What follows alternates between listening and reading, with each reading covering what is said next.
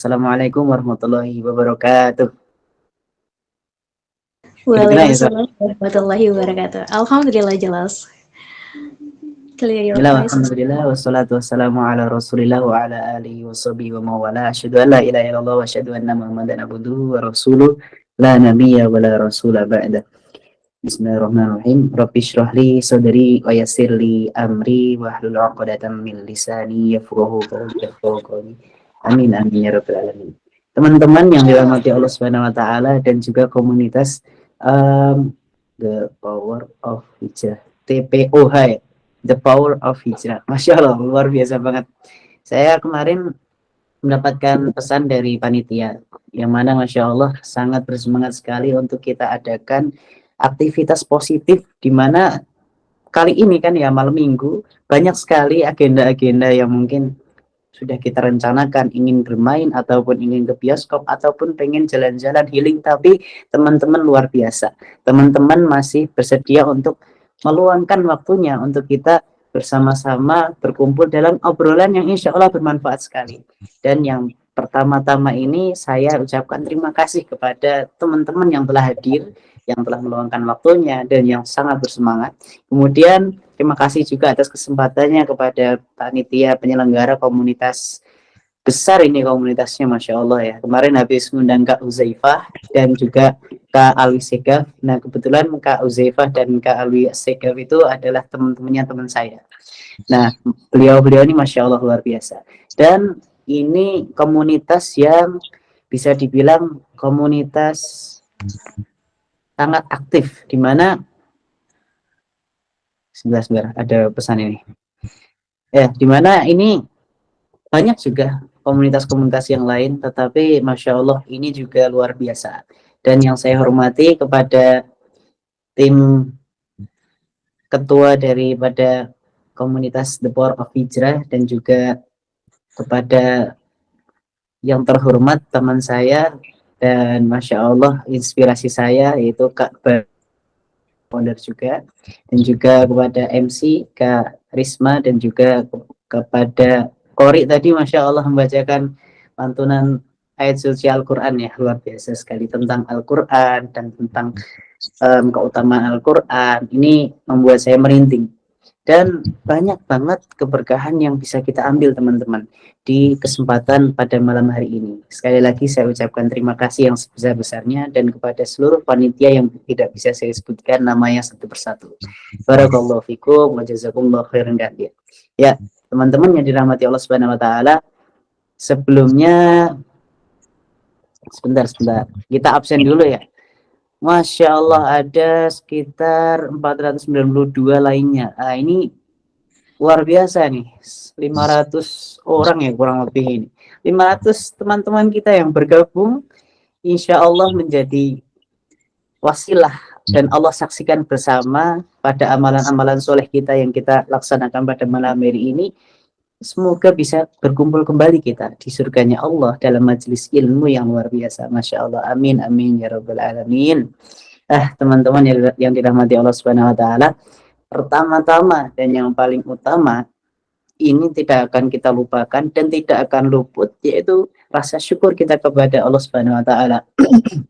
Yang mana pada malam hari ini kita merasa tenang, kita merasa nikmat dibandingkan saudara-saudara kita yang tidak mendapatkan hal yang sama sebagaimana yang kita rasakan, yaitu bisa bermajelis meskipun online, tetapi Masya Allah dengan semangat dan hidayah dari Allah, Allah permudah kita untuk scroll HP, untuk Allah gerakan hati kita mengikuti kajian ini. Dan teman-teman yang dirahmati Allah Subhanahu wa taala, sebagaimana sabda Nabi Muhammad SAW yang dijelaskan dalam sebuah hadis terkait dengan perasaan kita saat ini. Kita mungkin merasakan ketentraman, ketenangan, dan itu dalam majelis. Teman-teman yang dirahmati Allah Subhanahu wa taala, tahu nggak sih? Yang kita rasakan saat ini sudah dijelaskan berabad-abad tahun lamanya oleh Rasulullah SAW. Kebayang nggak sih gimana Rasulullah SAW menjelaskan seperti ini? Wa majtama'a qaumun fi buyutin min buyutillah yatluna 'alaihimul kitab wa yatadarasuna bainahum illa nazalat alaihimus sakinah wa ghasyiyatuhumur rahmah wa khafathumul malaika wa dzakarahumullahu fi man indah. Artinya apa teman-teman? Au kama qala Rasulullah sallallahu alaihi wasallam. Ini hadis sahih yang mana artinya seperti ini. Tidaklah berkumpul orang-orang, ya, orang-orang beriman di rumah-rumah Allah ataupun dalam majelis yang mana yatluna alaihimul kitab wa yatadarasuna bainahum, yang mana mereka itu saling membaca kitab Allah, saling membaca pelajaran penting dalam agama Islam ini. Wa yatadarasuna bainahum, dan mereka saling share ilmu, dan mereka saling membagikan satu sama lain apa yang telah mereka pahami satu sama lain, seperti itu. Illa nazalat alaihimus sakinah, dari perbuatan-perbuatan baik seperti itu Allah turunkan sakinah, Allah turunkan ketenangan hati, Allah turunkan beribu-ribu jalan pemikiran untuk beribu-ribu jalan keluar dari pemikiran-pemikiran kita yang mungkin sekarang lagi punya masalah banyak. Itu pertama, illa nazalat alaihimus sakinah, di mana Allah memberikan ketenangan hati. Wa ghasyiyatuhumur rahmah, dan Allah akan memberikan kasih sayangnya. Allah akan memberikan kenikmatan tambahan lagi, di mana kita akan mendapatkan kebaikan-kebaikan di situ. Pertama, ilmu yang bermanfaat. Yang kedua, itu relasi teman-teman yang Masya Allah satu frekuensi. Ya, kita merasakan ya di sini juga banyak ya permasalahan anak-anak muda. Ya, saya juga anak muda juga. Yang mana kita bingung banget cari temen nih yang selektif. Kayak gimana perasaan kok pada gaduh-gaduh semua. Pengen banget nih dapat circle pergaulan yang baik. Nah, itu gimana caranya? Nanti kita bahas. Di Quran surat Yusuf juga Nabi Yusuf alaihi wasallam waktu itu juga berdoa, ya Allah, wa alhiqni bis solihin. Ya Allah, kumpulkanlah aku, masukkanlah aku kepada golongan-golongan orang-orang yang solih. Maka teman-teman yang masih bingung untuk mencari teman yang sefrekuensi dengan kita, untuk mencari teman yang satu visi, satu misi, maka berdoalah, ya Allah, Allahumma rzuqni bisolihin, Allahumma rzuqni sadiqus solihin. Ya Allah, berikanlah, karuniakanlah kepadaku teman-teman orang-orang yang solih.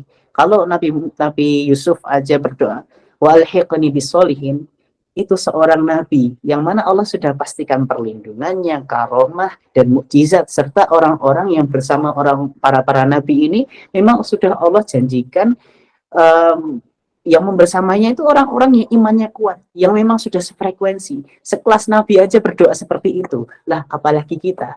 Makanya kalau kata Allah Subhanahu wa taala, ud'uuli fastajibakum, berdoalah kepadaku, maka aku akan kabulkan, maka aku akan memperkenankan untuk mengabulkan doa-doamu, doa-doa kita maksudnya. Maka dari itu, yang masih bingung untuk mencari teman-teman yang sefrekuensi, berdoa seperti itu. Itu yang kedua. Wa ghasyiyatuhumur rahmah, Allah akan berikan rahmah, kasih sayangnya, dan juga hidayah, serta banyak fasilitas tentang majelis-majelis dan lain sebagainya.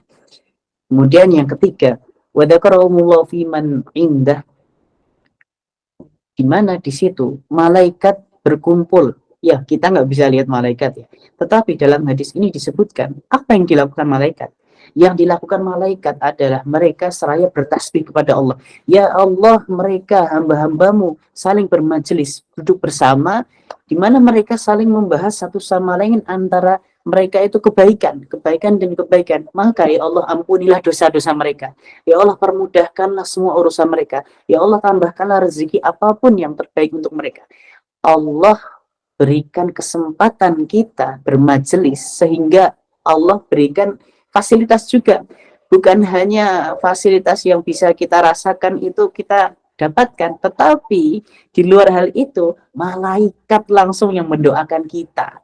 Maka dari itu di majelis ini ya, saya berpesan kepada teman-teman, sebagaimana yang saya alami dari semasa hidup saya ya, selama saya bermajelis, saya berdoa, pertama, Allahumma firli lindambi, ya Allah, ampunilah semua dosa-dosaku, semua kesalahanku, semua kekhilafanku. Kenapa sih kita harus memohon ampun kepada Allah? Pertama, karena ampunan ini adalah kunci utama kita selamat di akhirat.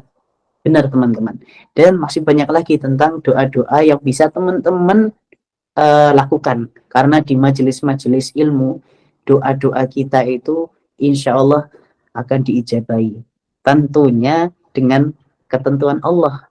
Mungkin teman-teman merasa kok doaku ini belum terkabul ya. Tenang, di hadis pun disebutkan bahwa Allah Subhanahu wa taala memberikan Allah Subhanahu wa taala memiliki 3 cara untuk mengabulkan doa kita. Yang pertama yaitu Allah langsung mengabulkan doa kita dengan cara yang baik dan dengan waktu yang tepat dan dalam keadaan kita sudah siap mendapatkan doa-doa atau impian yang kita panjatkan selama ini.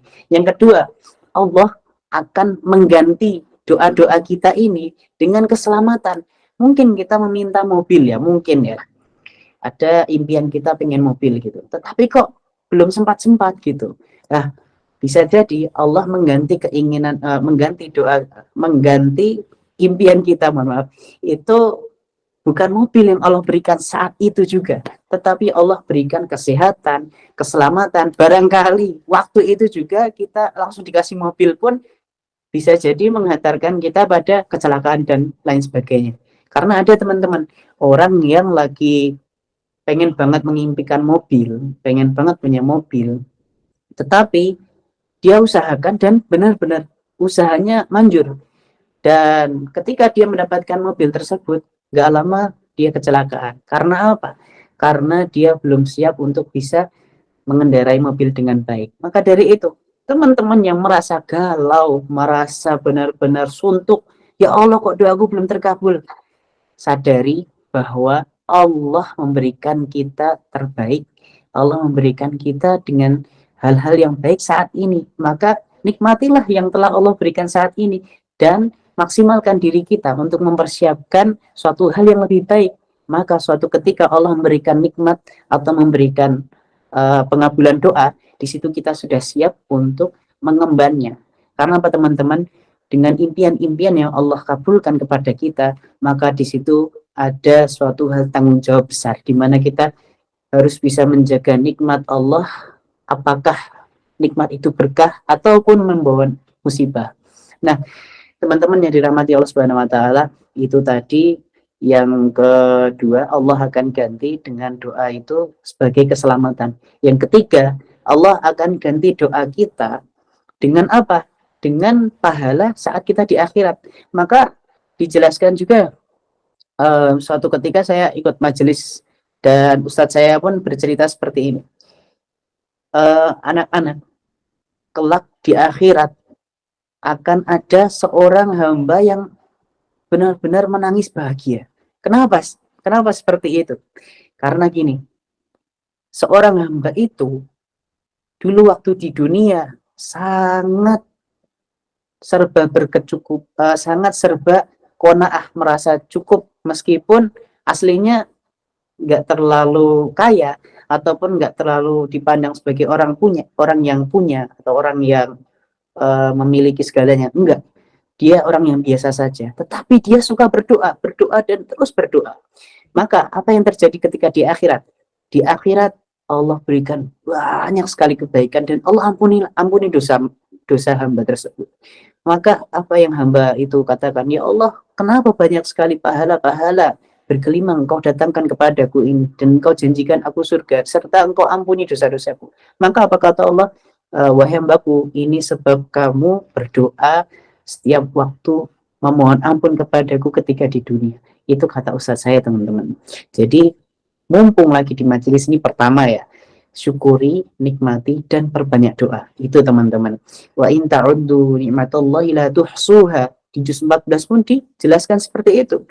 Andaikan kita menghitung semua nikmat Allah dari apapun itu yang kita rasakan maupun yang kita tidak sadari, maka di situ wa in ta'uddu ni'matallahi la tuhsuha. Andaikan kita menghitung semua nikmat Allah, la tuhsuha, tidak akan mampu, tidak akan terhitung karena saking banyaknya nikmat. Maka dari itu, la in syakartum la azidannakum wa in kafartum inna 'adzabi lasyadid. Dengan cara apapun kita untuk menikmati suatu hal kehidupan kita yang mungkin merasa bergelimang permasalahan, maka di situ kuncinya adalah syukur. Mungkin ada kajian Kak Afnan ya kemarin beberapa sebulan yang lalu mungkin ya, bukan nikmatnya yang hilang, akan nikmatnya banyak, tapi bukan berarti nikmatnya yang hilang, akan tetapi rasa syukurnya yang hilang. Maka dari itu syukuri, nikmati apapun itu, karena syukur ini sebagai melatih diri kita untuk mengupgrade nilai pribadi kita itu mensyukuri, menghargai sedikit apapun itu dan bisa kita kelola dengan baik. Maka wala in kafartum inna adzabi lasyadid. Andaikan kita benar-benar suka mengeluh ataupun suka membandingkan dengan orang lain, kenikmatan kita kok gini-gini sedangkan kenikmatan orang lain kok keren-keren gitu, maka di situ inna adzabi lasyadid. Sungguh azab Allah itu amatlah pedih. Bukan berarti kita memandang azab Allah ini suatu hal yang mungkin gempa, mungkin bencana alam, mungkin kecelakaan, ketabrakan. Enggak cuma itu maksudnya. Azab Allah salah satunya, azab Allah yang paling level ringan adalah ketika hati kita merasa tidak tenang. Hati-hati teman-teman. Wala in kafartum inna adzabi lasyadid. Maka dari itu, seenggak enak apapun yang kita rasakan saat ini, syukuri, nikmati, sepahit apapun, yakinlah bahwa Allah memberikan yang terbaik untuk kita. Meskipun melalui luka, meskipun melalui rasa kecewa, tapi di situ kita akan belajar makna keikhlasan, makna kesungguhan, makna memaafkan, dan itu akan mendewasakan diri kita. Sehingga kita kedepannya menghadapi permasalahan itu akan merasa siap. Bukan merasa siap, akan siap untuk menghadapi permasalahan, baik itu permasalahan kecil maupun permasalahan-permasalahan yang ruwet gitu. Itu pertama teman-teman, puja dan puji syukur semoga selalu tercurahkan, semoga selalu bisa kita syukuri daripada nikmat Allah Subhanahu wa taala. Kemudian selawat serta salam semoga selalu tercurahkan kepada beliau Nabi Muhammad SAW, yang mana kita dambakan kenikmatan syafaat penyelamat umat, yaitu syafaat atas izin Allah dari Nabi Muhammad SAW. Begitu teman-teman. Baik teman-teman yang dirahmati Allah Subhanahu Wa Taala, sebelum kita masuk materi, ice breaking dulu ya, perkenalan. Nama saya Rizky Nur Faizin. Mungkin teman-teman yang mungkin teman-teman bisa menyapa saya dengan sebutan Kak Rizky atau Mas Rizky atau Rizky saja nggak apa-apa. Karena kesadaran saya akan ilmu saya yang masih sedikit dan saya adalah orang yang fakir ilmu dan tertawan dengan dosa, maka dari itu saya merasa belum cocok untuk dipanggil Ustadz, ya, seperti itu teman-teman. Mungkin ini peci buat formalitas saja, seperti itu. Ya teman-temanku yang dirahmati Allah Subhanahu Wa Taala, kali ini kita membahas suatu hal yang benar-benar menarik. Kenapa? Karena ini berhubungan, ya berkesinambungan juga dengan masalah hidup kita, dengan suatu hal impian yang akan kita raih, dengan suatu hal yang kedepannya itu akan berbuah manis. Mungkin kita sekarang menangis-nangis karena berusaha untuk memperbaiki diri, tetapi yakinlah besok di masa depan kita juga akan menangis. Kenapa? Kita akan menangis seraya kita bersyukur. Sebab apa? Sebab Allah mengabulkan banyak sekali impian kita. Ya teman-teman yang dirahmati Allah Subhanahu Wa Taala, hijrahku menentukan siapa diriku. Ya teman-teman, kita tahulah ya, kita semua paham tentang makna hijrah. Ya ada juga pengertian dari hijrah Rasul, yaitu berpindahnya kaum muslimin dari Mekah ke Madinah. Tetapi untuk konteks hijrah ini sebenarnya mengarah pada, kalau bahasa psikologi itu upgrading yourself gitu ya, memperbaiki kualitas diri kita. Jadi kita meninggalkan suatu hal-hal yang nggak bermanfaat, kemudian kita ganti dengan hal-hal yang bermanfaat gitu teman-teman. Jadi untuk hijrah di sini maknanya sudah diketahui semua sama teman-teman. Jadi saya nggak perlu untuk menjelaskan panjang lebar. Ya gitu teman-teman yang dirahmati Allah Subhanahu Wa Taala.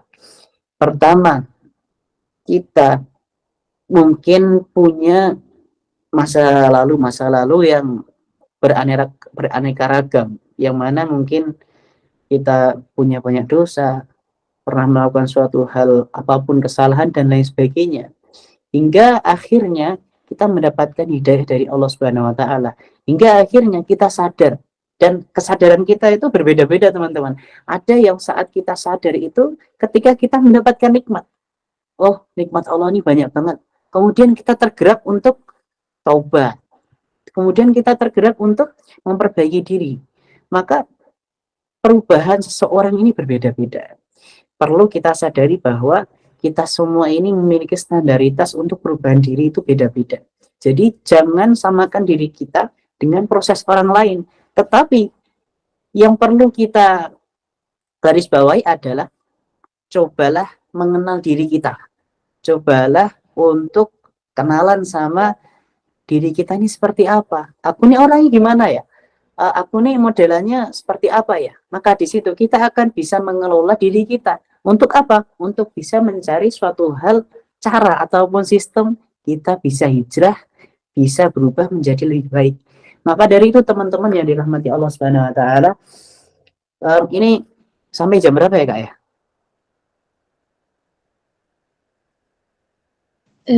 20, 21, 22, terserah Ustaz aja. Oke. Saya takutnya kepanjangan ini. Ya, jadi Sampai subuh ya Ustaz? oh ya, sampai tahajud bareng kita nanti ya. Ya, boleh. Astagfirullah. Tafadhol Ustaz Alfair untuk menyelah. Siap. Ya, kita lanjutkan ya teman-teman, ice breaking aja biar kita nggak tegang-tegang amat. Jadi pertama yang perlu kita sadari, yang perlu kita mulai adalah kenali diri kita.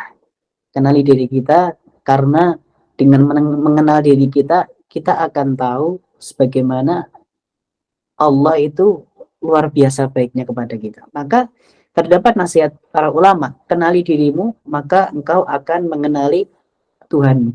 Kenali dirimu, maka engkau akan merasakan kenikmatan dan kuasa yang luar biasa dari Allah Subhanahu wa taala. Karena apa teman-teman?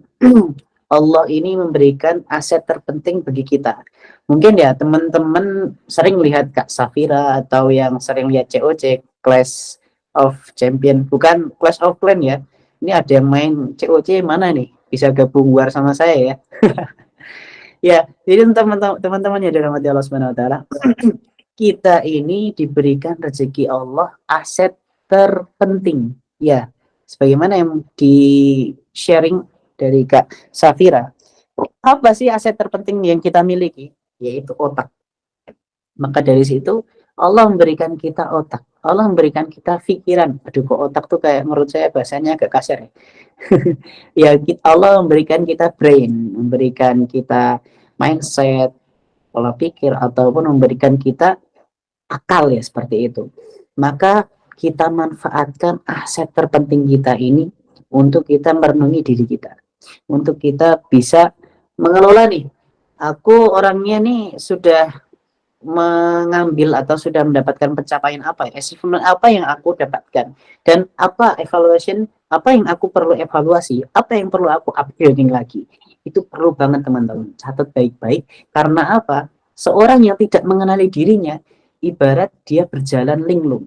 Seorang yang tidak mengenali pribadinya ibarat dia tidak punya prinsip pendirian. Jadi adanya ngikut orang dan bisanya banding-bandingin dan lain sebagainya. Itu ngeri banget teman-teman. Pertama nih, coba kita kenali diri kita. Ketika kita sudah mengenali diri kita, barulah kita masuk di fase berikutnya, yaitu coba kita mulai untuk berniat baik dulu. Berniat baik itu Allah akan menilai sedikit pun niat baik kita untuk berubah menjadi lebih baik, Allah akan bantu. Insya Allah. Saya kemarin dapat nasihat dari pengajar saya, ustadz saya juga. Siapa yang memiliki niat ataupun azam, tekad yang kuat, maka Allah akan berikan beribu-ribu jalan untuk dia menempuhnya. Ya seperti itu. Jadi teman-teman yang dirahmati Allah Subhanahu wa taala, selain daripada itu, kita perlu juga memperbaiki niat. Awal yang baik tentunya jangan sampai kita sia-siakan dengan apa? Dengan salah niat. Maka banyak sekali nih orang-orang yang memiliki kesempatan untuk berbuat baik, tapi niatnya jelek. Ada nih orang-orang yang memiliki kelebihan kemampuan untuk dia mengeksplorasi ataupun berkontribusi hal kebaikan, tetapi niat-niatnya itu nggak baik. Nah, pertanyaannya nih, niat nggak baik dan niat baik itu seperti apa sih, Kak? Oke ya, di sini aku mau jawab teman-teman. Niat yang baik versi yang kita bahas kali ini, yaitu lillahi ta'ala. Yaitu kita niatkan yang terbaik hanya karena Allah. Kenapa? Kenapa seperti itu teman-teman? Karena gini, semua yang kita lakukan itu kan tergantung pada tergantung pada niat kita. Innamal a'malu binniyat. Semua amal tergantung pada niatnya. Ada orang itu berbuat baik, misal bikinin nggak usah pakai misal kepanjangan nanti. Misal orang berbuat baik, tetapi niatnya itu hanya untuk menghancurkan. Ada juga orang-orang yang memiliki maksud tersendiri, ternyata dia niatnya gak baik. Maka dari situ kan juga banyak nih kasus-kasus pemerintahan. Waduh, itu panjang lagi nanti. Ini nanti saya diserang buzzernya nanti. Jadi teman-teman yang dirahmati Allah Subhanahu wa taala, innamal a'malu binniyat. Sesungguhnya niat baik yang kita ucapkan dalam hati itu Allah itu akan menilainya dengan pahala yang tinggi. Kalaupun kita ikhlas. Maka dari itu susah sekali meraih keikhlasan itu. Dan caranya gimana sih untuk bisa kita meraih keikhlasan? Ya caranya kita sering-sering berlatih. Maka jangan salah nih teman-teman. Misal ada yang berdoa, ya Allah berikanlah hamba keikhlasan. Ya maka di situ Allah akan menguji kita dengan keikhlasan, keikhlasan, dan keikhlasan. Maka mungkin teman-teman merasa, kok aku kayaknya nggak ada perkembangan sama sekali. Kok aku kayaknya berbuat hal-hal baik, tapi kayaknya nggak dihargai dan lain sebagainya. Dan disitulah kita belajar makna ikhlas. Itu teman-teman yang dirahmati Allah Subhanahu wa taala. Untuk Allah tentang niat ya. Jadi pondasi pertama itu pengenalan diri. Kedua tentang niat. Niat itu perlu kita lillahi ta'ala karena Allah. Karena apa? Rubba amalin saghirin ta'zimuhun niyah wa rubba amalin kabirin tasghiruhun niyah. Rubba amalin kabirin tasghiruhun niyah. Begitu banyak sekali amalan-amalan kebaikan yang dilakukan, itu nilai amalan kebaikannya gede banget. Misal kita sedekah berapa juta, walakin tetapi tasgiru indallah, di hadapan Allah, di sisi Allah itu nggak punya pahala, maksudnya nggak bernilai pahala, kayak hangus gitu lah. Kayak orang-orang yang berbuat baik itu ternyata nggak dapat balasan apa-apa. Kenapa? Ya karena disebabkan niat. Dan juga banyak sekali amal-amal kebaikan yang kecil sekali. Mungkin kita membantu teman kita, atau mungkin kita bersedekah 1.000 2.000 di kotak amal, tetapi kita sudah tidak mengingat kebaikan kita, tetapi kita sudah mengikhlaskan dan kita benar-benar mempunyai itikat baik untuk kita ikhlaskan semua karena Allah, maka di situ akan bernilai pahala besar di sisi Allah Subhanahu wa taala. Begitu teman-teman. Pertama dari niat. Innamal a'malu binniyat. Dari tadi yang pertama terus ya. Ya pokoknya banyak lah, ini teman-teman bisa catat sendiri-sendiri ya. Innamal a'malu binniyat. Habis itu ada juga rubba amalin shaghirin ta'zimuniyah wa rubba amalin kabirin tasghiruniyah. Betapa banyak amalan kecil bernilai besar pahalanya di sisi Allah, dan juga betapa banyak amalan besar bernilai kecil pahalanya di sisi Allah, tergantung pada niatnya. Maka dari itu ada juga dalam sebuah hadis disebutkan bahwa ancaman bagi 3 orang yang dimuliakan saat berada di dunia. Apa ancamannya? Mereka masuk neraka, teman-teman. Ancamannya mereka masuk neraka. Dan ini ini sebagai muhasabah kita lah, sebagai perenungan kita. Siapa mereka? Yang pertama adalah orang-orang yang hafidz Quran, orang-orang yang selalu membaca Quran, orang-orang yang hafal Quran, orang-orang yang mempelajari Al-Quran. Dan yang kedua adalah orang-orang yang berjihad di jalan Allah, berjihad di jalan Allah, maupun orang-orang yang berdakwah, maupun orang-orang yang berkontribusi dalam syiar-syiar agama Islam. Yang ketiga yaitu orang yang bersedekah. Ya, orang-orang yang banyak sekali memberikan upaya baik harta maupun usahanya dalam agama Islam ini. 3 golongan itu teman-teman. 3 golongan itu Allah ancam masuk neraka. Kenapa?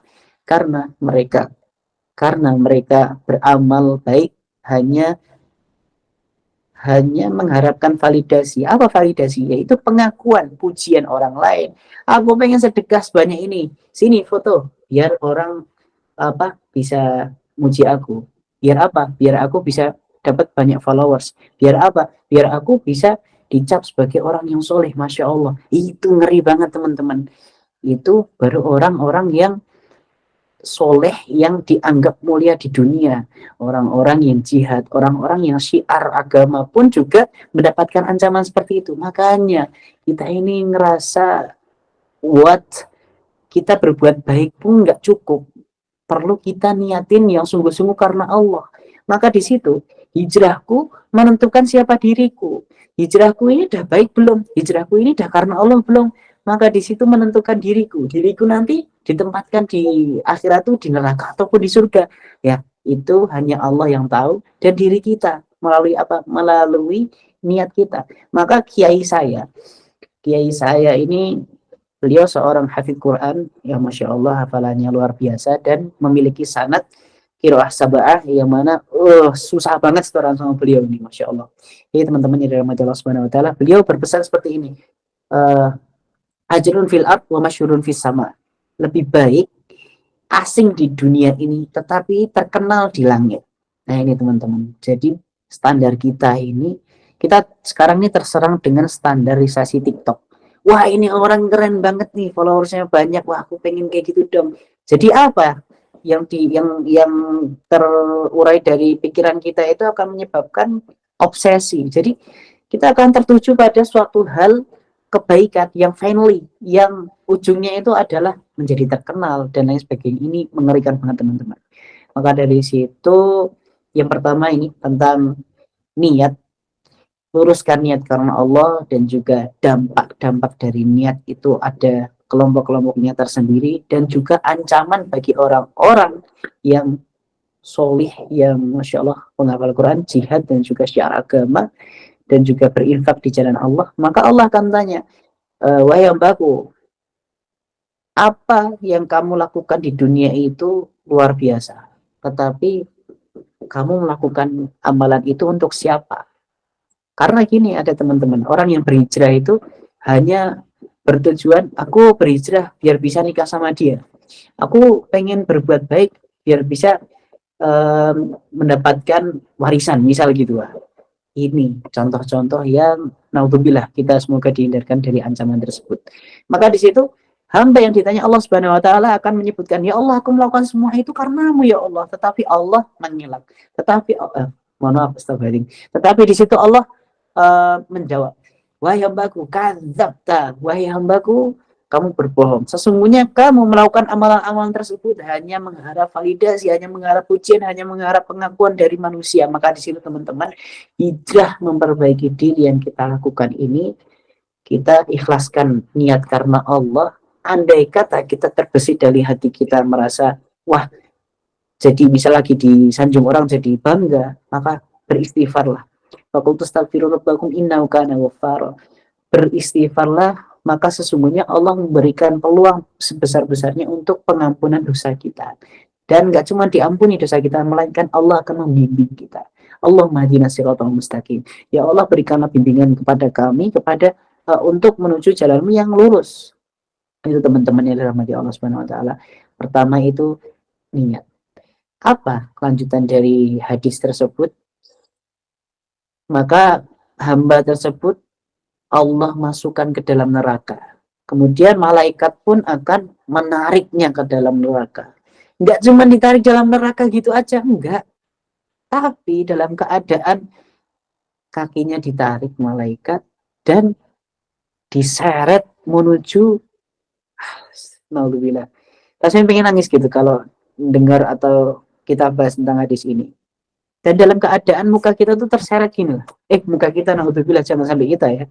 Muka ya hamba tersebut terseret. Jadi gitu teman-teman. Lebih baik kita asing di dunia ini, tetapi kita bisa fokus beribadah. Tetapi kita bisa fokus berhijrah, memperbaiki diri kita karena Allah dan ikhlas benar. Daripada kita terkenal, karena terkenal itu banyak sekali mudaratnya teman-teman. Dan ujiannya luar biasa berat. Bukan berarti kesuksesan itu adalah seorang yang sudah terkenal, enggak. Kita perlu menentukan kesuksesan untuk diri kita sendiri, karena kesuksesan kita itu beda-beda standarnya teman-teman. Ada yang memiliki target kesuksesan, aku bisa ikhlas karena Allah, harus ikhlas karena Allah, itu bagus banget. Tapi kalau ada orang ya memiliki standarisasi kesuksesan, aku pengen bisa kayak dia nih, terkenal, hati-hati banget teman-teman. Maka dari itu niat, sekali lagi ini tentang pembahasan niat, ini panjang banget nanti pembahasannya, intinya gitu teman-teman, tidak kepanjangan nanti, soalnya ini masih ada lagi nih, ada berapa bab ini, ada 5 bab saya buat nih, baru 1 bab tentang niat ya. Yang kedua kita lanjut ya, tentang tujuan dan alasan kita. Apa sih tujuan dan alasan kita untuk berhijrah? Mungkin ya dari kita memiliki alasan, aku pengen tobat karena aku sadar dosa-dosaku banyak, aku pengen fafirru ilallah, aku pengen bersegera menuju ampunan Allah karena aku sadar aku butuh pengampunan dan maafnya Allah.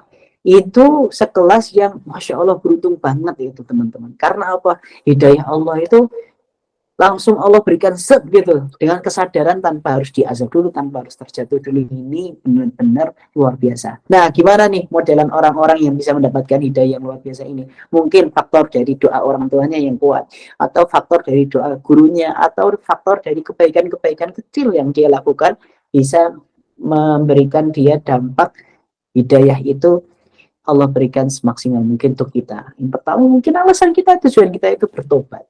Yang kedua,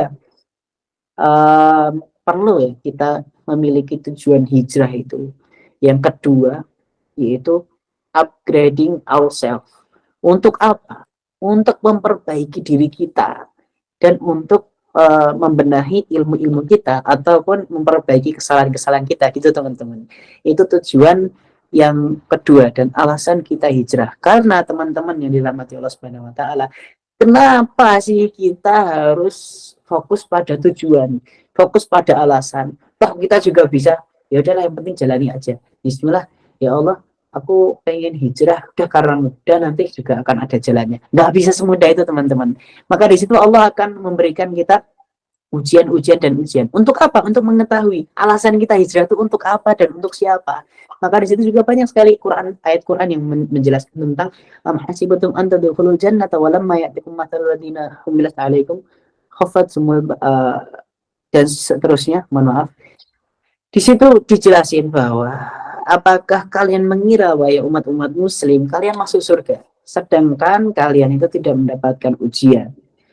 Fisarra wa dharra, mereka yang mendapatkan ujian-ujian umat-umat terdahulu, mereka berhasil melewatinya. Dan kamu belum mendapatkan ujian. Jangan kira keimanan yang kau ucap itu terlepas dari ujian. Kata Allah, enggak. Allah akan memberikan banyak sekali ujian. Untuk apa? Untuk memperkuat alasan dan tujuan kita. Teman-teman yang dirahmati Allah Subhanahu wa taala, secara tidak langsung tujuan serta tekad ataupun alasan ya, latar belakang yang kita miliki itu menjadi kunci loh.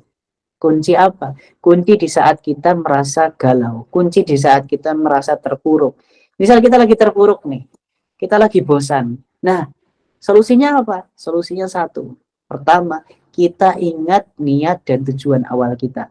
Aku pengen hijrah, tapi tiba-tiba terbengkalai atau distrak, terganggu konsentrasi dan terganggu macam-macam, kok jadi berbalik arah, jadi bukan hijrah lagi, itu kok jadi maksiat lagi, kok jadi lalai lagi. Maka cobalah sadari, ingat hijrahku itu alasan dan tujuannya apa.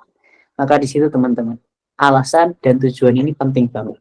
Maka cobalah kita memiliki tujuan dan alasan untuk berhijrah itu, karena pertama untuk bertobat, yang kedua yaitu untuk upgrading ourselves, yang ketiga untuk prepare husnul khotimah, prepare to husnul khotimah, seperti itu. Kita bersiap diri untuk menghadapi maut kita. Kita bersiap diri, kita mempersiapkan amal ibadah yang baik dengan hijrah kita untuk kita bersiap bertemu dengan Allah dalam keadaan husnul khotimah. Karena dalam hadis Nabi Muhammad SAW yang sering kita dengar ya, seseorang meninggal itu tergantung dengan kebiasaan apa yang dia lakukan. Karena banyak sekali teman-teman contoh-contoh yang Masya Allah, orang-orang yang meninggal dalam keadaan husnul khotimah. Ada yang meninggal dalam keadaan setelah baca Quran, ada yang meninggal dalam keadaan saat imam sholat, bahkan yang sempat viral itu ada yang meninggal dalam keadaan dia sedang baca Al-Quran. Makanya saya tadi itu mana ya yang korek Ustadz Ibnan ya, saya tuh khawatir banget tadi ya. Kalau misal Ustadz Ibnan lagi baca ayat Quran tadi surat Al-Isra ya, tiba-tiba langsung berhenti blek kayak gitu. Wah, mungkin ini jadi ini ya, jadi rame nih acaranya. Wah, ini Ustadz Ibnan Masya Allah bisa apa namanya, bisa meninggal dalam keadaan baca Quran di acara apa ini, The Power of Hijrah. Wah, lumayan banget itu. J Ustadz Ibnan Masya Allah. Seperti contohnya tadi teman-teman yang dirahmati Allah Subhanahu wa taala. Ada loh. Saya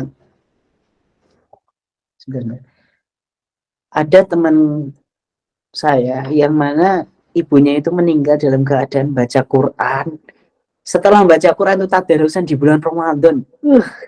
Coba bayangin kok bisa sih seperti itu. Karena amin Ustadz Ibnan Mutakin, Masya Allah, namanya ini orang-orang yang bertakwa ini. Teman-teman nih, Masya Allah ya, saya agak ice breaking dulu ya. Kita bahas tentang Ustadz Ibnan nih, kita roasting nih teman-teman. Masya Allah dengan motivasi beliau tadi melantunkan Al-Quran, bisa kita contoh teman-teman. Dan beliau ini melantunkan Al-Quran tadi dengan nada yang luar biasa, dengan langgam dan tajwid yang Masya Allah, itu tidak terlepas dari keistiqomahan beliau untuk membaca Al-Quran dengan baik. Maka dari itu teman-teman, siapa yang Allah wafatkan dalam keadaan meninggal di dunia, itu tergantung dengan amalan apa yang dia sering kerjakan. Maka dari itu kaget banget tuh saya waktu dengar ada teman saya itu ibunya meninggal dalam keadaan tadarusan Al-Quran, baca Al-Quran di bulan Ramadan. Saya tuh bertanya-tanya gitu teman-teman. Apa sih amalan dari ibunya kok bisa kayak gitu? Ternyata selama hidupnya itu ibunya itu orangnya baik banget. Ibunya itu nggak pernah ngelukai orang-orang. Ibunya itu bahkan kalau bertutur kata itu sangat dipikir 2 kali 3 kali. Bahkan untuk berbuat pun ya Masya Allah sangat mendinginkan lah suasana ketika ibunya itu ketika berada di dekat ibunya. Dan di sisi lain ibunya suka baca Al-Quran. Jadi begitu teman-teman. Untuk kita tujuan berhijrah itu kita harus punya 3 hal ini. Untuk apa? Untuk bertobat. Untuk kita sadari mohon ampun kepada Allah atas dosa-dosa dan kekhilafan kita. Lah, aku ngeras mungkin ya. Mungkin di kalangan kita merasa kayaknya aku taat-taat aja. Kayaknya aku bersih-bersih aja dari dosa. Kayaknya aku juga nggak maksiat kok. Terus motivasi apa yang bisa mendorongku untuk bertobat pada Allah? Nah, itulah dosa, teman-teman. Apa dosanya? Sombong. Yaitu merasa diri ini keren, merasa diri ini maksum, merasa diri ini bebas dari dosa. Itulah dosa yang Masya Allah sangat tinggi derajat dosanya. Bahkan iblis pun juga terkena penyakit tersebut. Ketika iblis disuruh sujud oleh disuruh sujud Allah untuk menghormati Nabi Adam, di situ iblis mengatakan, aku lebih baik dari Adam. Aku tercipta dari api, sedangkan Nabi Adam tercipta dari tanah. Sorry ya, itu bahasa kita ya. Astagfirullah. Ya, itu mungkin bahasa iblis gitu. Sorry ya, aku nggak mau sujud. Apa sih? Kalau bahasanya apa Mas Mubarak ya? Kayak gitu mungkin ya. Mungkin teman-teman sering lihat konten-konten beliau. Dan terakhir konten saya dengan beliau. Nah, gitu teman-teman. Jadi kayak ini nih penting juga. Saat kita hijrah, mungkin kita bisa maksimal hijrah. Dan saat kita ini ada yang ngirim emot ketawa, jadi saya ikut ketawa ini. Jadi teman-teman yang dirahmati Allah Subhanahu wa taala, perlu diketahui bahwa saat kita bakal berada di fase-fase di mana kita akan berhasil berhijrah. Dan di situ ujiannya makin berat. Di situ setan akan membisiki kita. Kamu ya, keren banget nih. Kamu keren banget nih, bisa hijrah, bisa maksimal taat sama Allah, nggak bermaksiat. Masya Allah kayak gitu.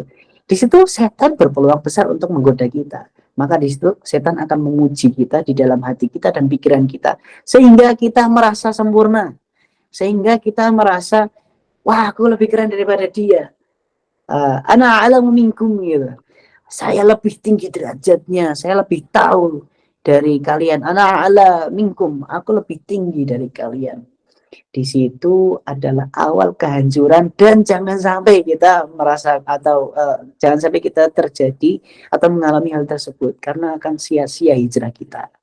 Setan, mohon maaf, iblis aja dengan segala amal ibadah beliau, dengan amal ibadah iblis yang luar biasa, derajat yang tinggi, hamba Allah yang dulunya itu sangat taat pada Allah, yang benar-benar menjadi contoh teladan dari semua hambanya, itu akhirnya pun sombong. Dan apa ya dampaknya? Semua itu akan sirna, kebaikannya sirna dengan kesombongan itu. Makanya di Quran surat Al-Isra juga disebutkan kan, wala tamshi fil ardi maraha.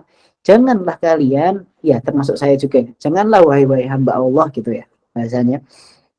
Janganlah kita berjalan di atas muka bumi dalam keadaan membusungkan dada. Wah, kayak Popeye gitu. Aku kuat, aku keren. Wah, jangan kayak gitu teman-teman. Nah, kalaupun terlintas kayak gitu, dan pasti terlintas kita karena sama-sama manusia ya, maka segeralah bertobat dengan cara apa? Beristighfar. Itu teman-teman. Kita kembali lagi pada pembahasan yang kedua, yaitu tentang tujuan dan alasan hijrah kita. Itu pertama, catat baik-baik ya, tentang bertobat, tentang motivasi kita mohon ampun kepada Allah atas kesadaran kita tentang dosa-dosa kita. Yang kedua yaitu upgrading ourselves, memperbaiki skill pemikiran kita, memperbaiki apa-apa dosa-dosa kita yang dulu kesalahan-kesalahan kita perbaiki dengan amal-amal kebaikan. Karena di Al-Quran pun disebutkan, innal hasanati yudhibunas sayyiat. Kebaikan-kebaikan itu akan menghapuskan kesalahan-kesalahan. Kenapa? Ya, karena ibaratnya gini. Ibaratnya ini nih, botol minum isinya keruh, tapi kita isi dengan air yang deras. Maka keruh-keruh itu pun akan keluar. Karena ini kok jadi bahasa kimia-kimia fisika gitu ya, Mas. Keren banget ini. Karena masa yang kita masukkan debit air yang sangat deras. Debit air itu apa sih? Wah, kita jelasin jadi pelajaran IPA ini. Debit air adalah kecepatan air saat memasuki sebuah ruangan gitu lah. Itu yang saya ngertiin ya. Mungkin kalau ada yang lebih jago atau dari fakultas IPA ini, mohon maaf ya, saya salah mungkin. Kita masukin ini air yang lebih jernih, air terjun misalnya dalam keadaan keruh. Cobalah teman-teman, misal habis ngopi nih, siapa yang suka ngopi nih, kemarin sempat viral kan kopi yang siapa sih itu cewek, astagfirullahaladzim, Akhwat yang bilang bisa nggak sih cowok itu kalau habis ngopi nggak usah bilang gitu. Nah, itu buat selingan aja ya teman-teman. Cobalah kita saat selesai ngopi gitu, misal nih ada siapa ya, kok cewek semua ini, nggak ada yang cowok ya, misal lah Ustadz Ibnan ya. Misal Ustadz Ibnan habis ngopi, kemudian Ustadz Ibnan kan menghabiskan kopi itu nggak sampai habis ya, karena kan tersisa kampas-kampasnya ya. Kampas-kampas kopi ini, cobalah kita masuki air yang terjun deras ya, air yang mengalir deras dari keran, maka di situ kampas-kampasnya pun akan naik ke atas. Dan semakin deras air yang mengalir, maka di situ semakin berpeluang besar untuk kampas-kampas kopi itu keluar, dan akhirnya yang tersisa di dalam gelas itu menjadi air-air yang bersih. Kalaupun nggak bersih ya minimal kampas-kampasnya banyak yang keluar. Jadi begitu teman-teman, untuk kita apa tadi ya? Ya untuk kita innal hasanati yudhibunas sayyi'at. Mungkin ada yang sadar bahwa dosa-dosa kita sudah banyak, maka perbanyaklah amal ibadah dengan sebanyak-banyaknya. Ada loh teman saya loh, dia itu sering banget berbuat dosa, masya Allah. Tapi ibadahnya itu masya Allah luar biasa. Ya bahasanya mungkin STMJ ya, sholat terus tapi maksiat jalan gitu. Tapi dia itu sama temannya baik, sama sosialisasi juga menyenangkan, dan selalu support kebaikan. Meskipun kadang juga melakukan dosa-dosa yang mungkin dia sadari itu salah, tetapi dia semangat untuk beramal kebaikan. Ada teman-teman orang yang nakal banget, tapi sekali waktu tentang ibadah dia semangat banget. Apa yang berdampak baik pada teman saya ini? Sekarang teman saya ini udah nggak nakal. Loh kok bisa? Ya inilah buktinya. Loh kok bisa? Buktiin aja teman-teman. Innal hasanati yudhibuna sayiat. Kampas-kampas dosa-dosa yang kita atau kesalahan kita yang kita lakukan. Dengan kita serang, dengan kita menyerang dengan kebaikan-kebaikan, maka di situ kejelekan-kejelekan kita pun akan sirna. Bahasanya gini, kita udah tobat tapi kita masih bermaksiat. Solusinya apa sih? Kita udah tobat tapi kita bermaksiat lagi. Solusinya adalah tobat terus sampai kita bosan maksiat. Bener, bener banget teman-teman. Kita ngerasa udah tobat tapi kok ada hasrat maksiat lagi, maka tobat lagi, tobat terus, tobat terus. Ibarat ya kita nyuci pakaian, ini kok kotor terus, ya maka kita celupin lagi, kita sikat, kita gosok lagi, maka lama-lama juga akan bersih. Itu teman-teman. Yang pertama tujuan dan alasan itu bertobat dan juga upgrading ourselves, memperbaiki diri kita dengan kebaikan dan kebaikan. Yang ketiga adalah mempersiapkan kematian atau mempersiapkan akhir hidup kita dengan keadaan husnul khotimah. Itu dua pembahasan yang tadi tentang niat dan juga tujuan alasan kita bertobat. Ini ada 5 pembahasan ya, sudah terbahas 2. Mungkin akan saya singkat ya. Masih berapa menit lagi Kak? Apa nih ini ya? Mohon izin mungkin just only 2 minutes. Soalnya Ana lagi di luar, Ustaz. Takut nanti pulang ke rumahnya itu Garut.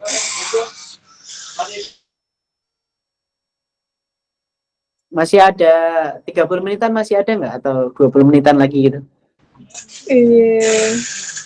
Maybe just only 10 aja Ustaz mungkin. Soalnya nanti ada Q&A juga. Oh, oke, siap. Ya, jadi teman-teman mungkin agak saya persingkat ya, karena ini pembahasannya masih banyak banget. Ya, masih ada 3 pembahasan lagi. Saya ulangi lah sekali lagi ya, mungkin teman-teman ada yang ketinggalan tadi. Pertama yaitu hijrahku menentukan siapa diriku. Bagaimana kita bisa mengenal diri kita dan bisa menggapai hijrah yang totalitas, hijrah yang berhasil. Yaitu pertama tentang niat kita. Dan niat ini terbagi menjadi 3 cabang, yaitu niat kita karena Allah Ta'ala, dan kemudian ada dampak-dampak dan apa namanya, dampak dari niat kita. Kalau niat kita baik karena Allah, maka Allah akan berikan pahala yang berlimpah abadi di akhirat kelak, dan juga Allah akan selamatkan kita di dunia dan berikan kebaikan-kebaikan di dan juga tentang niat juga ada tentang ancaman salah niat yang disebutkan tadi tentang hadis, dan juga ini pertama niat. Yang kedua yang barusan kita bahas tentang tujuan dan alasan. Nah, itu ada tentang bertobat dan juga memperbaiki diri dan juga prepare persiapan untuk kita meninggal dalam keadaan yang baik, husnul khotimah. Allahumma amin. Yang ketiga yaitu keutamaan hijrah. Nah, keutamaan hijrah ini masuk pada motivasi ya. Kenapa sih kita harus hijrah, dan benefit keuntungan yang kita peroleh dari hijrah itu apa sih? Ini teman-teman. Dengan kita hijrah, kita berniat baik untuk memperbaiki diri kita, maka di situ Allah akan memberikan hal-hal terbaik. Barang siapa yang Allah berikan kebaikan kepadanya, maka di situ Allah akan yufaqihu fiddin. Allah akan memberikan kepahaman tentang agamanya, dan Allah akan memberikan perbaikan pada dirinya. Sebaliknya, orang yang Allah murkai, maka di situ Allah akan memberikan hal-hal yang sia-sia yang dilakukan oleh hambanya. Hambanya akan disibukkan dengan kezaliman pada dirinya sendiri, dan juga kezaliman hal-hal yang nggak bermanfaat seperti itu teman-teman.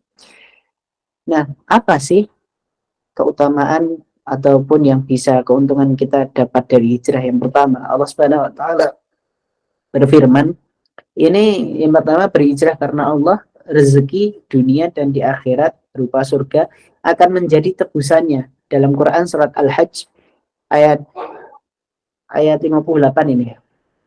Izin saya bacakan ya. A'udzu billahi minasyaitonir rajim. Bismillahirrahmanirrahim. Walladzina hajaru fi sabilillah والذين هاجروا في سبيل الله ثم قتلوا أو ماتوا ليرزقنهم الله رزقا حسنا. Sadaqallahul Adzim.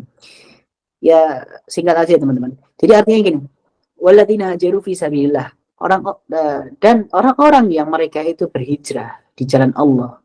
Ini ayatnya mengarah pada hijrah saat Rasulullah ya. Hijrah saat Rasulullah itu pergi dari Mekah menuju Madinah. Tsumma qutilu au matu. Kemudian dalam perjalanan hijrahnya itu dia meninggal ataupun dibunuh. Karena zaman dulu itu kan orang-orang yang lagi hijrah itu resikonya kalau ketahuan ya dibunuh gitu. Tsumma qutilu au matu. Baik itu dibunuh ataupun meninggal di tengah jalan karena kehabisan bekal. La yarzuqannahumullahu rizqan hasana. Maka di situ Allah akan memberikan rizki yang terbaik. Yaitu apa? Jaminan surga baginya, jaminan kebaikan di dunia dan di akhirat. Kenapa sih ayat hijrah ini kita nggak boleh sembarangan mengartikan tentang hijrah tentang perbaikan diri? Nggak boleh seperti itu teman-teman. Tentang ayat hijrah ini, hijrah tentang Rasulullah SAW ketika umat muslim berjuang untuk menyebarluaskan agama Islam di kota Madinah itu. Dan apa yang bisa kita ambil? Yang bisa kita ambil adalah tentang hijrah ini yang bisa kita ambil kesamaannya ketika kita berpindah dari jahiliyah menuju satu hal amal soleh, Masya Allah. Ketika kita dalam keadaan seperti itu, maka Allah akan janjikan kebaikan untuk kita. Dan yang kedua, Allah janjikan juga dalam Quran surat Al-Baqarah ayat 218. Seperti tersebut, di ayat itu menegaskan bahwa orang-orang yang beriman, berhijrah, dan berjihad, ini ayatnya sama ya. Di jalan Allah, waladina amanu wahajaru wajahadu fi sabilillah. Dan pada hakikatnya mereka itu adalah orang-orang yang akan mendapatkan rahmat berupa ampunan, kasih sayang Allah, ketenangan jiwa, ketenangan pikiran, dan jalan keluar dari berbagai permasalahan, dan ampunan Allah secara sempurna. Itu teman-teman. Dan yang ketiga yaitu hijrah dari kekufuran yang didasari iman. Nah ini hijrah dari kekufuran. Hijrah dari kekufuran mungkin kalau kita nggak sampai kufur ya, nggak sampai kafir gitu maksudnya. Ini mungkin kufur nih dimaksud sebagai orang-orang yang fasik ya, masih rusak amal ibadahnya, masih banyak dosa gitu. Jadi saya bacakan nih, hijrah dari kekufuran yang didasari iman yang benar dari Allah akan diberi kemerdekaan dan kelapangan rezeki. Dalam Quran surat An-Nisa ayat 100 ditegaskan, Bismillahirrahmanirrahim. وَمَنْ يُهَاجِرْ فِي سَبِيلِ اللَّهِ يَجِدْ فِي الْأَرْضِ مُرَاغَمًا كَثِيرًا وَسَعَةً. Siapa yang berhijrah di jalan Allah, niscaya mereka mendapati di bumi ini tempat yang luas dan rezeki yang banyak. Nah, itu teman-teman bisa buka sendiri tafsirnya di Quran surat An-Nisa ayat 100. Ini kalau kita bahas tentang tafsir ini banyak banget nanti. Dan mungkin dari Ustadz Ibnan juga bisa nanti ditanyakan ke beliau ya teman-teman tentang tafsirnya dan lain sebagainya. Itu tadi teman-teman. Yang pertama tentang niat, yang kedua tentang tujuan, alasan, motivasi kita untuk berhijrah, kemudian yang ketiga itu tentang keutamaan hijrah, dan kemudian yang keempat tentang problematika hijrah. Mungkin di sini saya sebutkan ada 3 problematika hijrah. Yang pertama yaitu kita belum berdamai dengan masa lalu, kita belum memaafkan tentang masa lalu kita. Sedangkan hal itu akan menyebabkan kesedihan pada kita. Hal itu akan menyebabkan rasa kita itu pengen berputus asa ataupun akan mengotori jiwa dan hati kita. Maka dari itu kunci dari problematika kita belum bisa berdamai itu adalah sesuai dengan kaidah hadis Rasulullah SAW yang diriwayatkan oleh Al-Baihaqi. Beliau bersabda, al-imanu bil qadri wal hazn. Astagfirullahaladzim. Al-imanu bil qadri wal qadai yuzilul hammu wal hazan. Barang siapa yang beriman, mohon maaf, seperti ini artinya. Keimanan kepada qada dan qadar itu akan menghilangkan al-hammu wal hazan. Al-hammu ini artinya adalah kecemasan, rasa overthinking tentang masa depan yang akan datang. Wah, kayaknya nanti aku gagal nih, nanti aku bisa apa enggak ya? Itu. Yang kedua itu akan menghilangkan kesedihan tentang masa lalu. Ya, benar banget teman-teman. Kita percaya, kita beriman dengan iman yang baik, dengan prasangka yang baik tentang kodok dan koda, suatu hal yang akan terjadi dan suatu hal takdir yang sudah terjadi. Itu akan bisa membantu kita untuk menyelesaikan problematika hijrah kita. Yang pertama yaitu problematikanya belum berdamai dengan masa lalu. Nah, ini Masya Allah banget ya hadis Rasulullah SAW. Kemudian yang kedua itu takut dihujat. Ya teman-teman yang dirahmati Allah Subhanahu Wa Taala, tanda orang yang ikhlas niatnya sudah kuat karena Allah, dia tidak akan takut dengan resiko seperti dihujat ataupun dan lain sebagainya. Jadi jangan pikirkan apa yang orang lain akan katakan kepada kita. Fokuslah kepada diri kita, maka kita akan bisa melihat jarak finish kita ini sudah dekat atau masih jauh. Seperti itu teman-teman. Dan yang ketiga adalah tentang ragu. Kita ragu nih, nanti hijrah ini bisa apa enggak? Nanti kita nanti kedepannya gimana? Kalau kita hijrah nanti kayaknya kita bakal dijauhi. Kayaknya nanti kalau kita hijrah kita bakal circle kita bakal sempit. Kita bakal menyendiri serasa asing. Ya memang iya. Cuman kalau dirasakan bareng-bareng, Allah itu akan mengirimkan orang-orang yang satu circle dengan kita, yang satu visi dengan kita. Semakin kita dewasa, semakin Allah kumpulkan kita kepada orang-orang yang sama visi dan misinya dengan kita. Makanya buktinya nih ya, 492 teman-teman nih, 500-an lah ya ini, kurang lebih. Teman-teman bisa bergabung bersama di sini. Ini adalah bukti nyata bahwa keraguan kita itu bisa dipatahkan. Mungkin kita ngerasa kita tidak akan punya teman, enggak. Kita akan diberikan oleh Allah, didatangkan oleh Allah orang-orang yang Masya Allah luar biasa juga, saling berbuat baik dan juga saling berhijrah. Itu teman-teman materi yang keempat. Kemudian materi yang kelima itu adalah solusinya. Ini karena mengejar waktu ya. Masih banyak lagi nih, saya singkat ya. Solusinya yaitu kita coba percaya dengan cara Allah. Cara percayanya gimana? Ya kita belajar. Kita perbanyak bermajelis.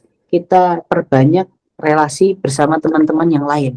Kita harus perbanyak lagi untuk kita merenungi diri kita dan meningkatkan keimanan kita. Karena apa? Dengan hijrah itu menjanjikan kita bisa berpeluang besar untuk memperbaiki diri. Sehingga perbaikan diri kita ini akan mengarah kepada ketakwaan. Dan Allah pun menjanjikan di Al-Quran, wattaqullah wa yu'allimukumullah. Itu di juz 3. Dan itu ayatnya panjang ya. Yang tentang ya ayyuhalladzina amanu idza tadayantum, yang tentang utang piutang itu ya. Jadi teman-teman yang dirahmati Allah Subhanahu wa taala, wattaqullah wa yu'allimukumullah. Intinya gini aja deh.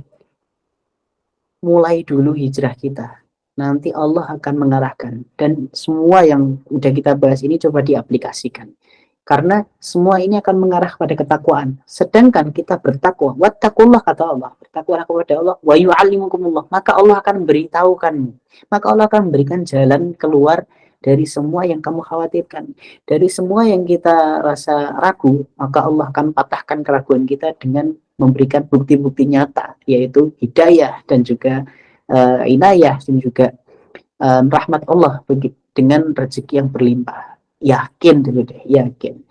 Andai kan kita mempunyai masalah yang besar saat ini, katakan kepada masalah kita, wahai masalah, aku punya Allah.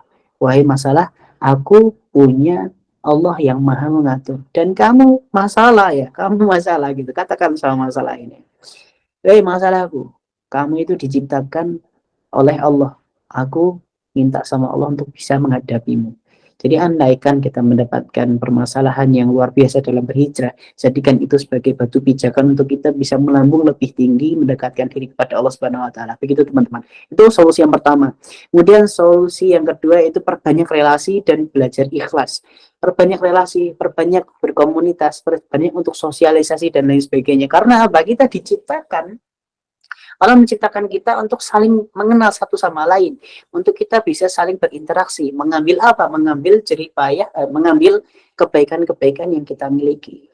Dan ingat teman-teman, ketika kita sudah membentuk relasi yang baik dan kita mengamalkan untuk bersama-sama berbuat amal kebaikan, ya'muruna bil ma'ruf wa yanhauna 'anil munkar, mengingatkan atau berusaha untuk memerintahkan hal-hal yang baik dan juga mencegah atau mengingatkan untuk bersama-sama menjauhi hal-hal yang mungkar, dan juga wa yad'una bil khair wa yad'una, kita menyerukan hal-hal kebaikan. Ingat ya, janji Allah ini untuk teman-teman yang masih kurang yakin bahwa relasi atau komunitas itu membawa pada kesuksesan. Ingat nih janji Allah di Quran surat Ali Imran ayat 104. A'udzu billahi minasy syaithanir rajim. Wal takum minkum ummatun yad'una ilal khairi wa ya'muruna bil ma'rufi wa yanhauna 'anil munkar wa ulaika humul muflihun. Dan hendaklah, Masya Allah, ini saya terharu nih kita bahas tentang janji Allah. Wa takum minkum ummatun yad'una ilal khairi wa ya'muruna bil ma'ruf wa yanhauna 'anil munkar wa ulaika humul muflihun. Orang-orang yang, dan hendaklah di antara kalian terdapat kelompok-kelompok ya, komunitas dan juga organisasi, yad'una ilal khair, yang saling mengingatkan pada kebaikan, wa ya'muruna bil ma'ruf, dan dan memerintahkan pada ma'ruf kebaikan, wa yanhauna 'anil munkar, dan saling berkampanye atau mohon maaf dan saling menyuarakan untuk serentak menjauhi keburukan. Apa janji Allah? Wa ulaika humul muflihun. Dan mereka itu adalah orang-orang yang beruntung. Beruntungnya ini banyak banget aspeknya. Kita jadi bisa dapat pembelajaran kedewasaan diri dan lain sebagainya. Banyak banget. Dan orang-orang yang beruntung ini kan, kalau di Jawa ini, di Jawa, siapa nih orang-orang Jawa teman-teman ya? Ada yang mungkin orang Solo atau Jawa Tengah. Woi, langsung acungkan tangan ini.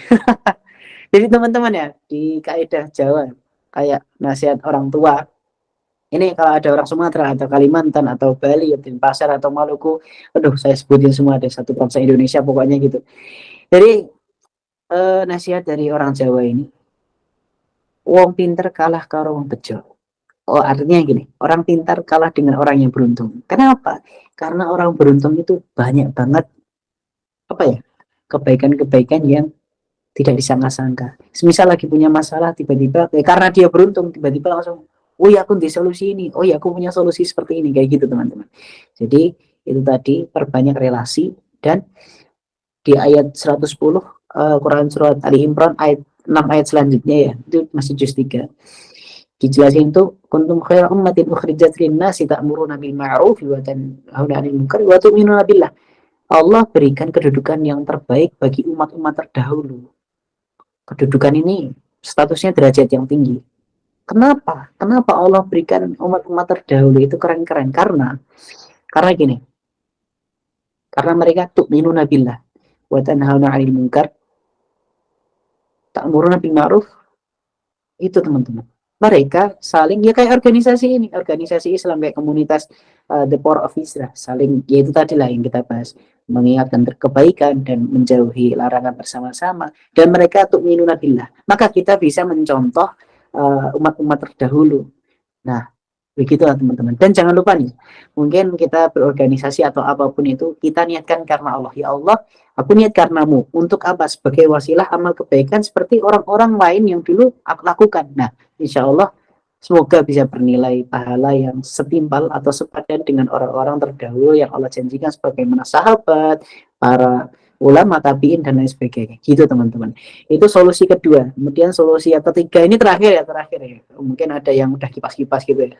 Ini tenang, ini bentar lagi selesai ini. Oh, masih ada sesi tanya jawab ya? Waduh. Sampai subuh ini kayaknya, Kak. Mohon izin Ustadz. Ya. Mungkin finish soalnya lagi di luar. Oke, pas banget. Ini udah terakhir ya.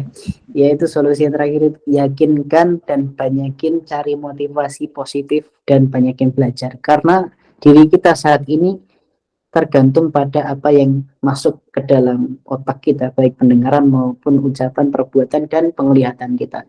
Cari hal-hal yang positif, maka di situ min husni islamil mar'i tarkuhu ma la ya'ni. orang yang Islamnya baik, maka dia akan menjauhi suatu hal perbuatan yang sia-sia. Dan jikalau kita tidak menyibukkan diri kita dengan hal kebaikan, maka otomatis kita akan disibukkan dengan hal-hal yang tidak bermanfaat. Mungkin akhirul kalam yang bisa saya sampaikan tadi bisa dicatat baik-baik, semoga bisa bermanfaat untuk diri saya pribadi dan juga teman-teman. Kemudian juga nasihat ini untuk saya sebelum untuk teman-teman. Jadi hijrahku menentukan siapa diriku. Ini kalau offline ini Kak, saya minta jargon bareng-bareng hijrahku, wah gitu lah. Hijrahku menentukan siapa diriku. Ayo teman-teman, wah tapi sayangnya ini online ya. Jadi nggak bisa ya kita teman-teman. Dengan dalam hati aja bisa ini teman-teman, kita hijrah bareng-bareng untuk menentukan siapa diri kita dan semoga Allah memberikan akhir ataupun husnul khotimah kepada kita. Hijrah bareng-bareng, kita berdoa semoga Allah ridha dalam kesempatan kita bermajelis dan Allah mengampuni dosa saya ya, dari tadi ngomong banyak banget, dan juga dosa kita semua dalam hati mungkin ngerasa wah ini kok Kak Rizky ini banyak ngomong kok berlebihan dan lain sebagainya, mohon dimaafkan ya, karena juga saya khilaf dan saya banyak banget yang perlu saya pelajari. Begitu teman-teman, akhirul kalam, kurang lebihnya mohon maaf dan terima kasih atas kesempatannya kepada panitia penyelenggara komunitas The Power of Hijrah. Lain kali kita bisa adakan lagi dan kita bisa ketemu lagi, dan mungkin teman-teman yang lagi bermain di Jogja ataupun di sekitar Solo Raya bertemu saya dan ataupun bertemu Kak Bara atau bertemu Kak Afnan, jangan sungkan-sungkan untuk menegur saya. Memang saya orangnya nih random banget, bisa pendiam bisa juga aktif ya, tergantung yang saya hadapi siapa gitu. Ya teman-teman, semoga sukses semua, semangat untuk hijrah. Allahumma hdina siratal mustaqim. Rabbi shrah lana. Bismillah. Ya begitu. Sekian, assalamualaikum warahmatullahi wabarakatuh. Baik, waalaikumsalam warahmatullahi wabarakatuh. Terima kasih banyak kepada Ustadz Rizky yang sudah menyampaikan materi yang luar biasa. Dan saya harap kepada teman-teman semuanya mampu mengamalkan hasil ilmu yang telah disampaikan langsung oleh narasumber kita pada malam hari ini. Dan teman-teman semuanya, karena kita dibatasi oleh waktu time over untuk waktu sesi Q&A, maka kita akan masuk kepada sesi tanya jawab. Mungkin mohon izin kepada Ustadz Rizky, just only one questions, hanya satu aja ya Ustadz. Soalnya Ana lagi di luar dan takut pulangnya nanti larut di rumah. Jadi mohon izin ya Ustadz. Mungkin nanti kalau ada pertanyaan lagi boleh teman-teman untuk DM aja Ustadz di akun Instagram. Nanti kami share akun Instagram Ustadz di majelis. Baik, kepada hadirin semuanya, saya persilakan untuk mengetik pertanyaan di kolom komentar, dan sudah saya sampaikan ya teman-teman semuanya bahwa kami hanya batasi just only one questions, hanya satu pertanyaan aja. Pertanyaan pertama dari saudari Gaskia Saputri Nurdin. Assalamualaikum Ustadz. Afwan, Anda mau bertanya? Sepupu Ana nggak sholat, nggak nutup aurat, tapi dia sering memburukan orang lain perkara tidak sholat dan tidak menutup aurat. Bagaimana? Seperti itu, bagaimana tanggapan Ustaz? Tafadhol Ustaz, tafadhol. Untuk menjawab pertanyaan dari Jaskia. Pertanyaan ini, masya Allah, ini pertanyaan yang unik ya. Bagaimana? Ini ya. Saya bacakan ulang ya Kak, izin. Assalamualaikum warahmatullahi wabarakatuh. Kak, waalaikumsalam warahmatullahi wabarakatuh. Afan mau nanya, maaf nih ya, saya punya sepupu, dia gak sholat, gak nutup aurat, tapi dia sering memburukan orang lain perkara tidak sholat dan tidak menutup aurat, itu gimana ya? Ya, ini disebutkan juga dalam Quran surat As-Saff, kabura makatan indallahi antakulu ma la ta'lamun. Ya, seperti ini artinya teman-teman ya. Sungguh hal yang paling dibenci Allah itu adalah ketika orang itu menyerukan hal-hal yang tidak dia lakukan. Ya ini seperti perumpamaannya seperti keledai yang berteriak-teriak gitu, nggak jelas. Iya teman-teman, kalau menurut saya apa yang harus kita lakukan jika saudara kita seperti ini? Yang pertama, mungkin kita bisa nasihati dengan baik. Mungkin, bro, mohon maaf nih gitu. ya dengan cara yang sesuai dengan saudara kita ataupun yang kita orang kita kenal. Mungkin ya kita mengenal saudara kita itu orangnya gampang dinasihati juga, meskipun dia juga sering melakukan kesalahan tapi dia melarang orang untuk tidak berbuat kesalahan tapi dia juga melakukannya. Bisa kita nasihati, bro, eh, yang halus-halus dulu lah ya, bro, mohon maaf nih ya, antum, kita saling berbenah gitu, jadi saling saling memperbaiki juga lah. Eh, Anda juga, kamu juga mungkin bisa perbaiki sholat juga, dan mungkin juga bisa menutup aurat. Tetapi teman-teman nggak segampang itu. Jadi kita kasih nasihat dulu ke saudara kita, itu pertama apresiasi dulu. Hai, makasih ya bro, makasih ya mas atau mbak atau kak atau dek gitu. Makasih ya udah nasihati aku gitu. Semoga nasihatnya bermanfaat. Dah, bisa kita menasihati itu kan dengan berbagai cara macam-macam ya. Kita coba aja ngelakuin apa yang dia minta. Misal kita harus nutup aurat, ya udah itu hal baik juga. Meskipun dia melakukan kayak gitu, tapi kan ada poin positifnya. Kita coba untuk melakukan hal kebaikan yang dia minta, meskipun hati kita agak dongkol, ada agak nggak enak, tapi bisa jadi kita melakukan apa yang dia minta, kita sholat dan kita menutup aurat, dianya juga akan malu sendiri. Karena apa? Karena kita juga akan berubah menjadi baik, sedangkan dia masih ngurusin diri kita. Bisa juga. Nasihat tuh banyak banget cara-caranya, nggak juga harus disampaikan dengan kata-kata gitu. Nasihat itu banyak banget bentuk-bentuknya kayak gitu. Jadi apa yang kita lakukan? Ya pertama nasihati saudara kita dengan cara apapun. Kalau bisa sih dengan cara yang kreatif gitu lah. Nggak harus juga harus diomongin gitu, tapi diajaklah dengan apa yang dia sukai. Misal dia lagi suka jalan-jalan, dia tuh orangnya suka healing, ya udah kita ajak jalan-jalan sambil buat dia senang. Nah, suatu ketika sholat sudah tiba, itu kita ajak sholat, bro, ada nih masjid raya daerah sana, masjid gede, enak tuh, ada AC-nya. Nanti juga habis sholat atau kita habis ke sana, kita bisa sholat, habis ke sana kita bisa makan-makan tuh enak tuh gitu. Ya jadi kan dia tertarik, karena mungkin orang nggak melakukan suatu hal karena dia nggak punya ketertarikan kayak gitu teman-teman, kayak gitu. Dan ya itulah yang kita lakukan. Pertama nasihati, yang kedua itu doakan, doakan yang terbaik, karena yang memiliki hati itu Allah, yang memiliki hidayah itu Allah, maka minta kepada sang pemilik. Semoga jawaban saya yang singkat ini bermanfaat. Assalamualaikum warahmatullahi wabarakatuh. Terima kasih atas pertanyaannya Kak Zaskia Sabutri Nurdin. Mohon maaf kalau ada kesalahan penyebutan nama.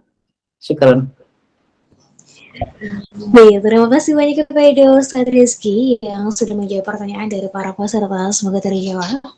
Dan avanjidan kepada para penanya yang belum sempat saya bacakan pertanyaannya karena kita dibatasi oleh waktu.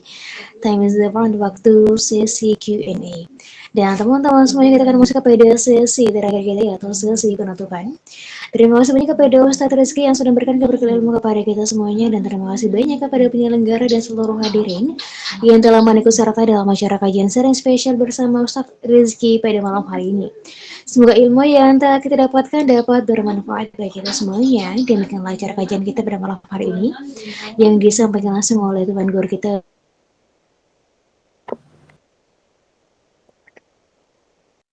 Amin.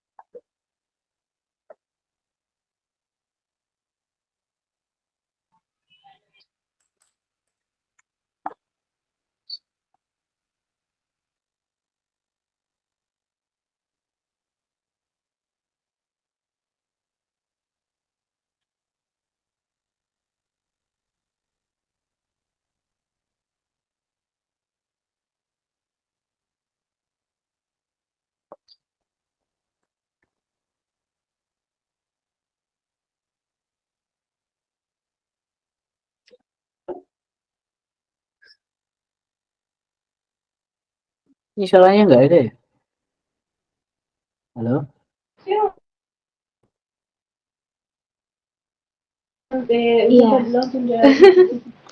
Jaringan astagfirullah.